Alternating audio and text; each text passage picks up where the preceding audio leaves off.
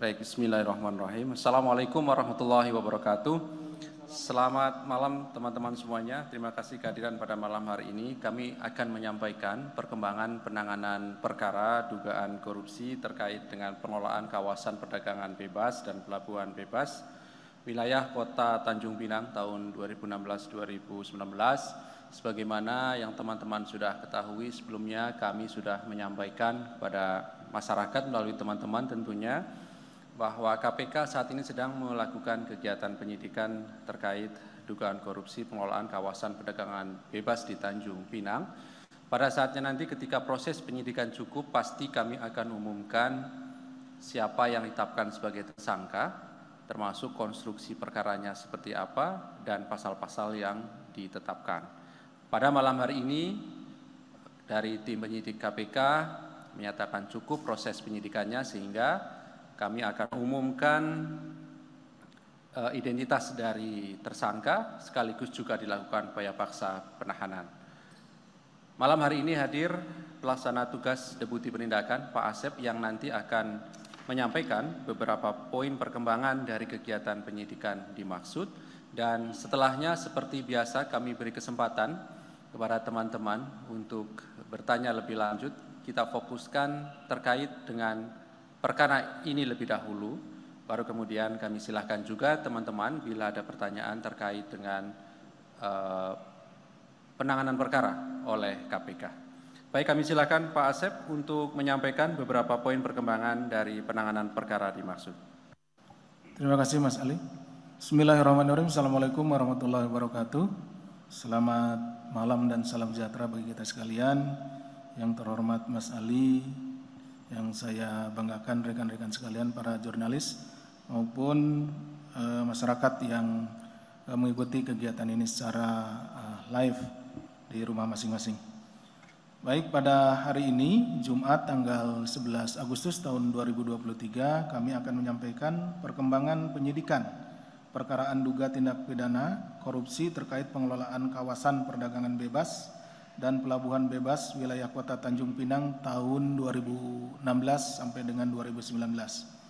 Sebagai tindak lanjut adanya laporan masyarakat, KPK kemudian mengumpulkan informasi berikut data terkait dugaan adanya peristiwa pidana sehingga dilakukan penyelidikan dan diperoleh kecukupan alat bukti sehingga naik ke tahap penyidikan dengan menetapkan dan mengumumkan tersangka yaitu saudari DY, Kepala Badan Pengusahaan Kawasan Perdagangan Bebas dan Pelabuhan Bebas Bintan, wilayah Kota Tanjung Pinang.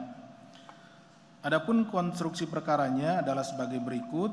Saudari DY berdasarkan keputusan Dewan Kawasan Bintan tanggal 23 Agustus tahun 2013 resmi diangkat menjadi Kepala Badan Pengusahaan Kawasan Perdagangan Bebas dan Pelabuhan Bebas Bintan, wilayah Kota Tanjung Pinang.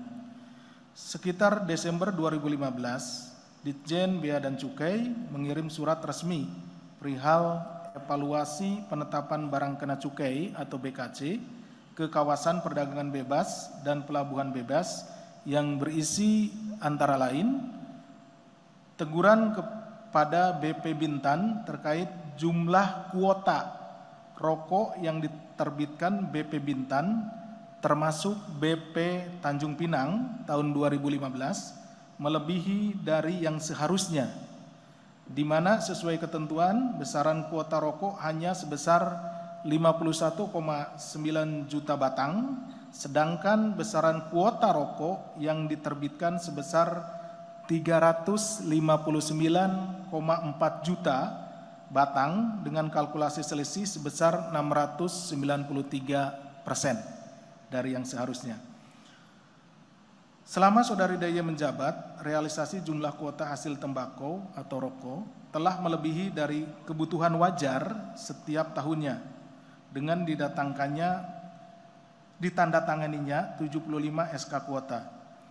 Dengan kebijakan saudari DY tersebut telah menguntungkan berbagai perusahaan pabrik dan distributor rokok yang seharusnya membayar cukai dan pajak atas kelebihan jumlah rokok tersebut. Untuk pemenuhan kuota rokok di wilayah Kota Tanjung Pinang, saudari DY sama sekali tidak melakukan perhitungan dan penentuan kuota rokok sebagaimana pertimbangan jumlah kebutuhan secara wajar, akan tetapi secara sepihak membuat mekanisme penentuan kuota rokok dengan menggunakan data yang sifatnya asumsi, diantaranya data perokok aktif, kunjungan wisatawan, dan jumlah kerusakan barang. Selain itu, Saudari DY juga melibatkan staf dalam menyusun aturan perhitungan kuota rokok, sehingga hasil perhitungannya tidak dapat dipertanggungjawabkan. Adanya jatah titipan kuota rokok, disertai penetapan kuota rokok untuk beberapa perusahaan pabrik, lebih dari 1 kali dalam 1 tahun anggaran. Perbuatan tersangka melanggar ketentuan diantaranya adalah Undang-Undang Nomor 17 Tahun 2003 tentang Keuangan Negara, Undang-Undang Nomor 1 Tahun 2004 tentang Perbendaharaan Negara, Pasal 105 ayat 2C Peraturan Menteri Keuangan Nomor 120 PMK 04 2017 tentang tata laksana pemasukan dan pengeluaran barang ke dan dari kawasan yang telah ditetapkan sebagai kawasan perdagangan bebas dan pelabuhan bebas dan pembebasan cukai. Atas tindakan tersebut, Saudari DY menerima uang dari beberapa perusahaan rokok dengan besaran jumlah sekitar 4,4 miliar, dan tim penyidik masih akan terus mendalami penerimaan uang lainnya. Akibat perbuatan tersangka tersebut diduga mengakibatkan kerugian keuangan negara sejumlah sekitar 296,2 miliar. Untuk kebutuhan proses penyidikan, tim penyidik menahan tersangka DY selama 20 hari pertama terhitung tanggal 11 Agustus 2023 hari ini sampai dengan 30 Agustus 2023 di rutan KPK pada Gedung Merah Putih.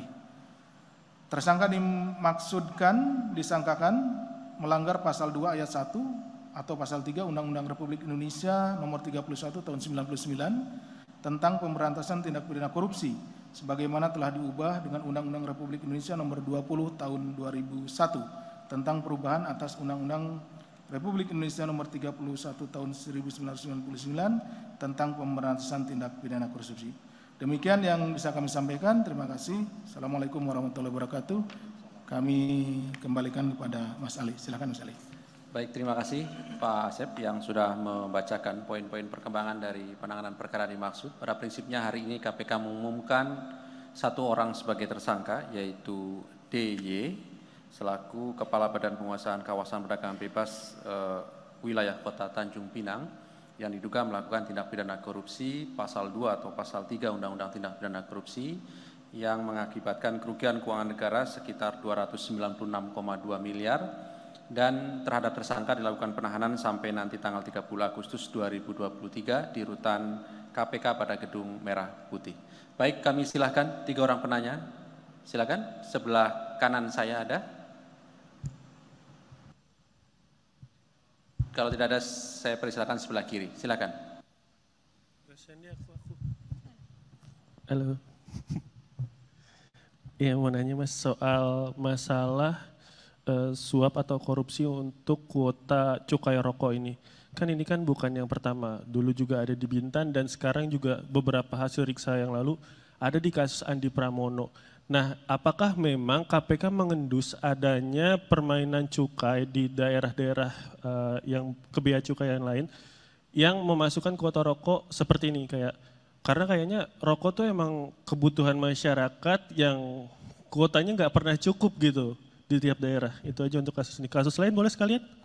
Dia mau nanya soal kasus pungli dan pencurian uang dinas.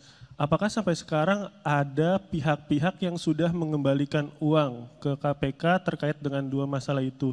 Terus apakah ada desakan dari KPK kepada pihak-pihak yang terlibat untuk mengembalikan uangnya? Atau mau langsung diusut aja dibalikin pas kasusnya udah penyidikan gitu?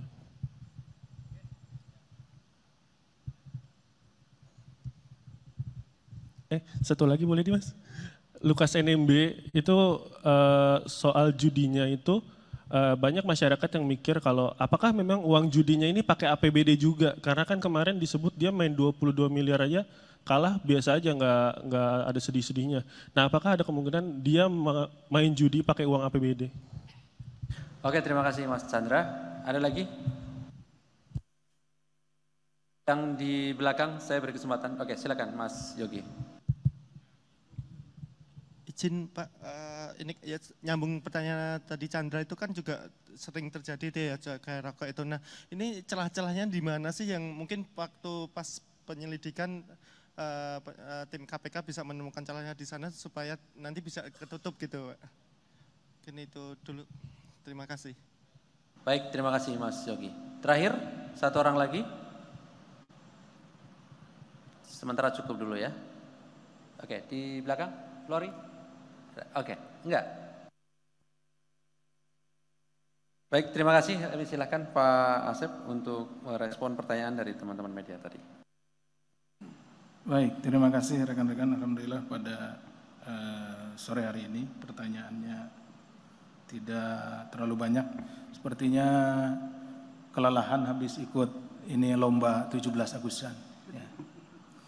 Baik, dari Mas Chandra, yang pertama adalah terkait dengan kuota cukai rokok. Suapnya ini juga dikaitkan dengan perkaranya saudara AP, di mana apakah kita atau KPK akan juga melihat perkara-perkara yang sama di daerah-daerah yang ada wilayah-wilayah yang bebas bea seperti itu.